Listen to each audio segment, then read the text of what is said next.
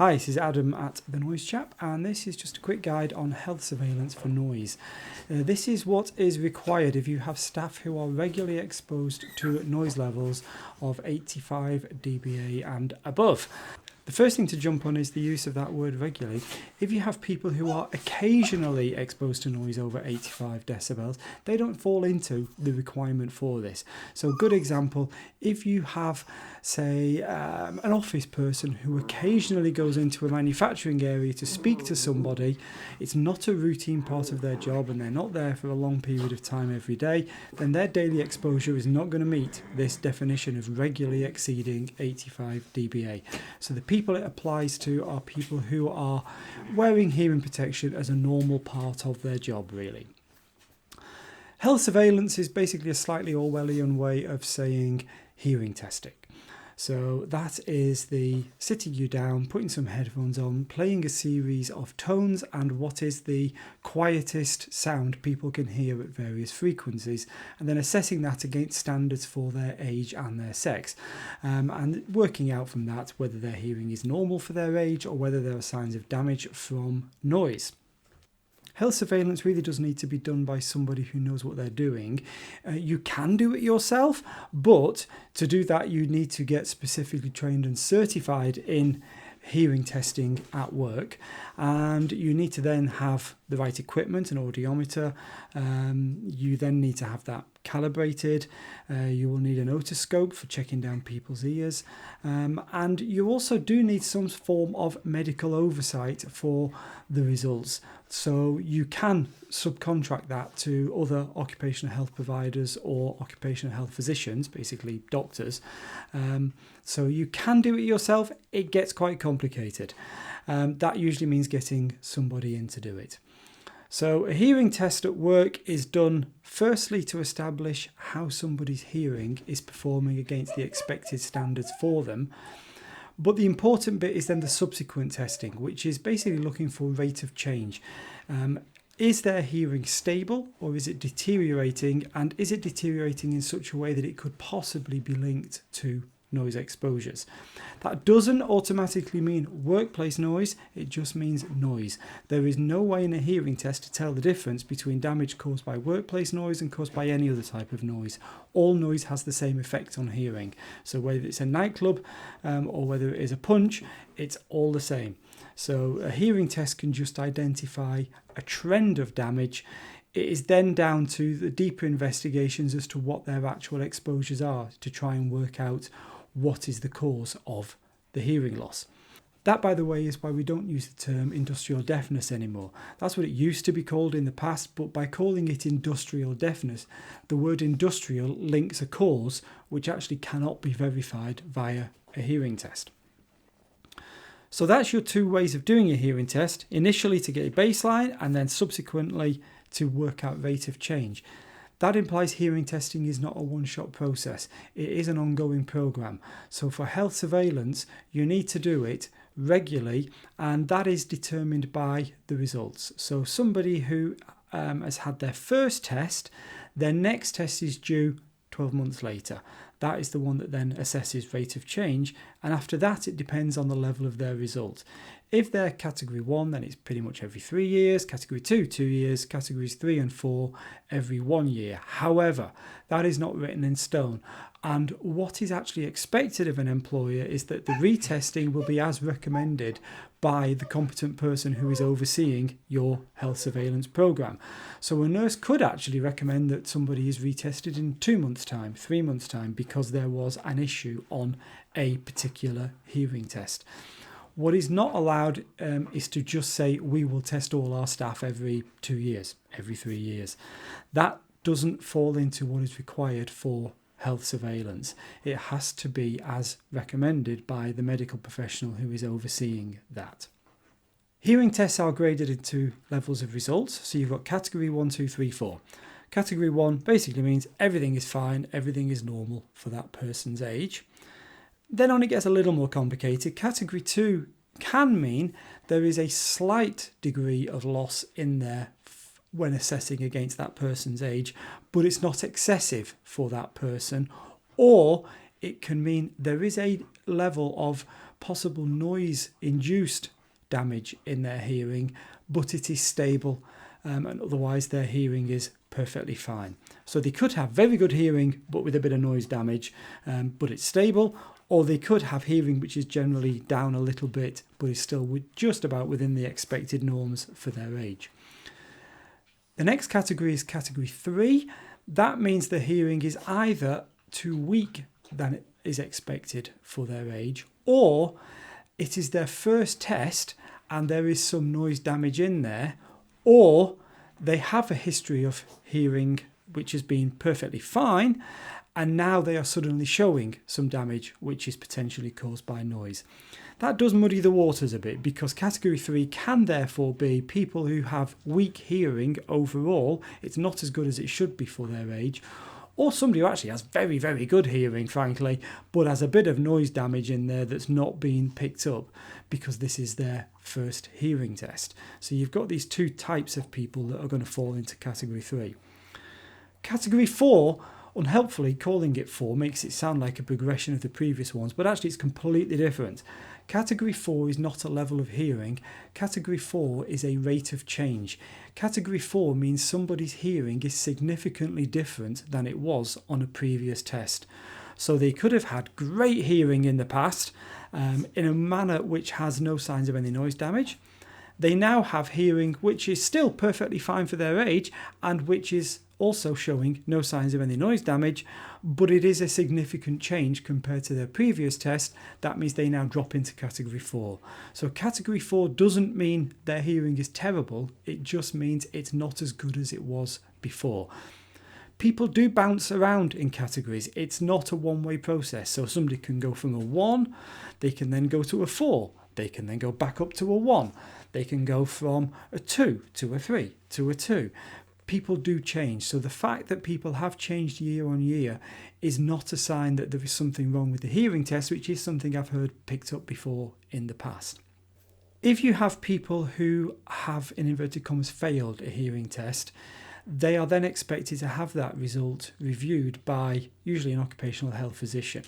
That doesn't necessarily have to be in person, and that can be somebody who is just looking remotely at the results, looking at what recommendations are being made by the person overseeing the hearing test, an occupational health technician or possibly a nurse, and then making any other recommendations as needed from there.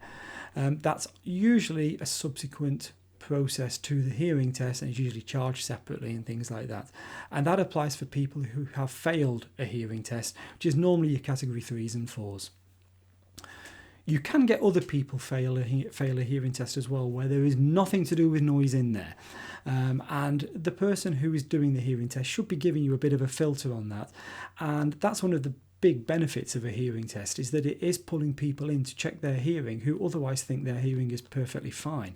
In those cases, you would normally refer them to their GP. They can go outside of the occupational side of it because the hearing test is showing there is a problem, but chances are this is nothing to do with work. It could be that when you've had a look down their ear, there is a bright red eardrum and signs of infection in there, and that is consistent with the result that you're seeing. And somebody like that you would normally send into their GP. You can get people with more serious cases where one ear has suddenly started to drop on their hearing test. You send them off, and I have come across cases in the past where that is a very early developing tumour on the cochlea. It was picked up so quickly and so soon in the process that actually it could be dealt with perfectly safely. It's a big benefit from the hearing testing. Hearing testing is not just a health questionnaire. I have come across some companies saying, we'll just ask our employees how they think their hearing is, and then that is our health surveillance covered. That's not health surveillance. Health surveillance has to have the hearing test element of it. And just as an overview on the hearing test itself, a hearing test is basically 3 parts.